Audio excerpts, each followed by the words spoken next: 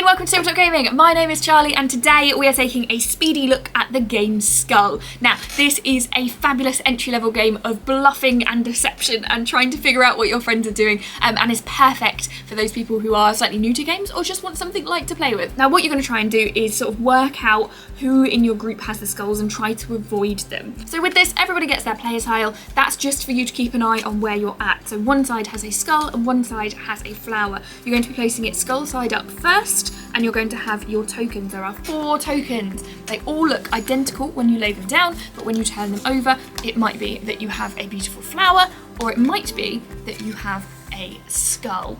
Now, if we pop these face down, what we're going to do in a turn, when everybody has their own, is we're going to lay one down. So we're going to take a look at the tokens we've got, and we're going to say, okay, quietly, I'm going to place this one down. No one else at the table has any idea what I put down. In the same way, I don't know what they put down. Once everybody has laid something, we're then going to go, okay, I think I can find 2 flowers in this. So in my head, I know that I've got 1 flower. I'll let you in on the secret. But I think the other person hasn't laid down a skull. I think that's fine.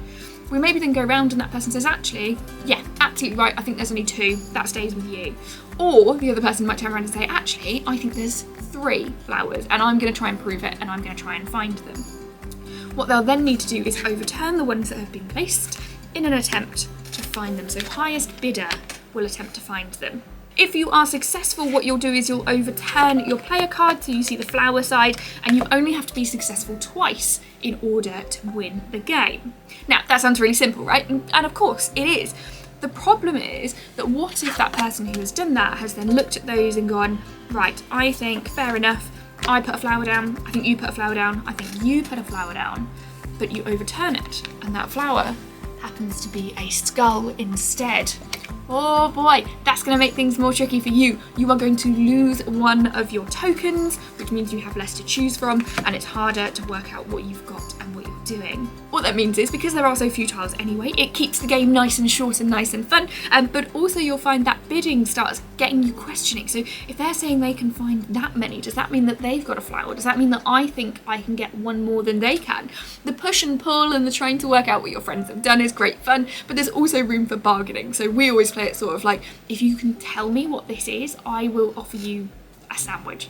And all those sorts of silly outside of the game additions make it great fun too. Now, there are some variations, some different ways that you can play it. To keep it nice and simple, we will leave it just at the base rules, which is basically lay down a tile, try and bluff or work out how many it is that other people have laid, bid the highest and find the most flowers, all whilst avoiding the dreaded skull. And really, it is as simple as that. Hopefully that's been helpful for you. Let me know in the comments which games you would like to see these quick sort of 3-minute-ish overviews of, and I hope that you very much enjoy the game. Tell me your stories in the comments. Don't forget to join us at tabletopgaming.co.uk, but otherwise, hope you have a great day. Thanks for watching.